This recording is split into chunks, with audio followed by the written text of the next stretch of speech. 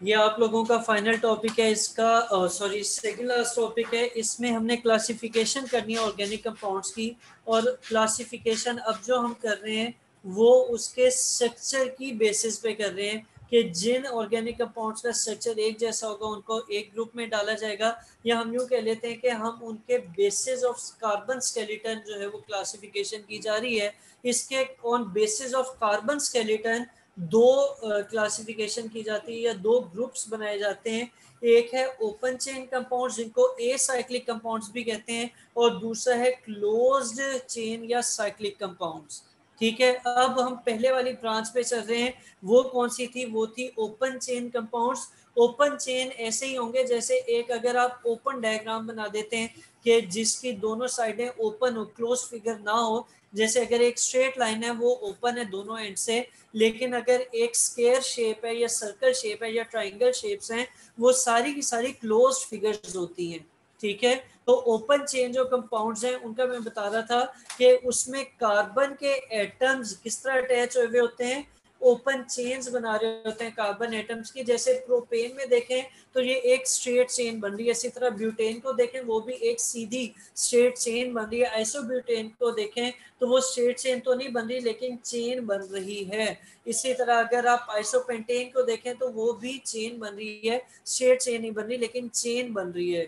ठीक है, तो हमने चेन वाले कंपाउंड्स या ओपन चेन कंपाउंड्स की फिर क्लासिफिकेशन की। कुछ उनमें स्ट्रेट चेन कंपाउंड्स होते हैं और कुछ ब्रांच्ड चेन कंपाउंड्स होते हैं। स्ट्रेट चेन कंपाउंड्स वो हैं जो मैंने आप लोगों को अभी यहाँ से दिखाए कि ये पहले दो को देखें तो वो एक सीधी लकीर है या एक सीधे सीक्वेंस में जुड़े हुए हैं। इनको क्या कहा जाता है? स्ट्रेट चेन कंपाउंड्स कहा जाता है। और अगर आप दूसरे वाले को देखें जिनको अभी मैंने हाईलाइट नहीं किया, एक ये वाला और दूसरा ये वाला, तो ये ऐसे हैं जैसे उसकी ब्रांच निकली होती है। और जो ब्रांच चेन कंपाउंड्स है उसमें अरेंजमेंट ऑफ कार्बन एटम्स इस तरीके से होती है। ठीक है, हाँ ये ना ये चेन कंपाउंड है ही नहीं क्योंकि ये क्लोज्ड फिगर है। ठीक है, ये क्लोज है ना, ये बंद हुआ है दोनों साइडों से, तो ये चेन नहीं है। हम अब चल रहे हैं अगली उस पे, और अगले पे जो है वो आपकी डेफिनेशन ये देखें, प्रोपेन ब्यूटेन पेंटेन ये सारे के सारे स्ट्रेट चेन कंपाउंड्स हैं। और यहाँ पर आ जाए तो यहाँ पर नियोपेंटेन और आइसो ब्यूटेन जो है ये ब्रांच चेन है, लेकिन जो ब्यूटेन है, सिंपल ब्यूटेन जो है ये क्या है? ये ओपन चेन, ये स्ट्रेट चेन कंपाउंड है। ठीक है, अच्छा जी, अब आ जाते हैं क्लोज चेन में। क्लोज चेन में आपका जो स्ट्रक्चर है वो रिंग ऑफ एटम्स बनाएगा कि क्लोज फिगर बनेगी। और इनको साइक्लिक भी कहा जाता है। जो पहले वाले उसको एलिसाइक्लिक या एसाइक्लिक भी कहा जाता है ओपन चेन को, लेकिन जो क्लोज चेन है इसको साइक्लिक कंपाउंड्स कहा जाता है। अब जैसे साइक्लोप्रोपेन है, इसको आपको नजर आ रहा होगा एक ट्रायंगुलर शेप है, क्लोज फिगर है, तो ये आपका क्या कहलाएगा? क्लोज चेन कंपाउंड कहलाएगा। इसी तरह साइक्लोब्यूटेन है वो भी एक स्क्वायर शेप की है, जैसे ये ऊपर भी था। आयशा मुझसे पूछी थी तो मैंने कहा था ये वाला नहीं है, ये नेक्स्ट वाला है। तो ये आपकी क्लोज फिगर है, साइक्लोब्यूटेन आ जाएगा। फिर साइक्लोहेक्सेन है, बेंजीन रिंग है, ये सारे के सारे जो हैं ये क्या हैं? ये क्लोज चेन कंपाउंड्स हैं।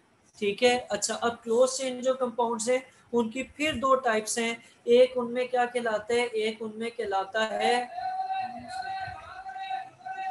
सही कह रहे हैं ये भी। अच्छा, एक उसमें क्या कहलाता है? उसमें एक होमोसाइक्लिक कंपाउंड कहलाता है। और होमोसाइक्लिक कंपाउंड जो है उसमें रिंग ऑफ कार्बन एटम्स, ठीक है, होमोसाइक्लिक होता है। और जो दूसरा वाला है वो क्या होता है? वो हेट्रोसाइक्लिक होता है। इसमें साइक्लिक कंपाउंड जिनमें एक से ज़्यादा एटम जो हैं वो कार्बन एटम के साथ रिंग बना रहे हो उनको हम क्या कहते हैं? हेट्रोसाइक्लिक कहते हैं। सही है, तो ये नीचे आपके पायरिडाइन और फ्यूरॉन और थायोफीन वगैरह बने हुए हैं। ये सारे के सारे क्या हैं? क्लोज चेन कंपाउंड्स हैं। अब आप लोगों ने इसमें क्या करना है? आप लोगों ने ये असेसमेंट 11.6 अटेम्प्ट कर लेनी है। नीचे दिया हुआ भी है, उन्होंने इसके आंसर्स वगैरह अगर नहीं दिए तो कोई मसला नहीं है।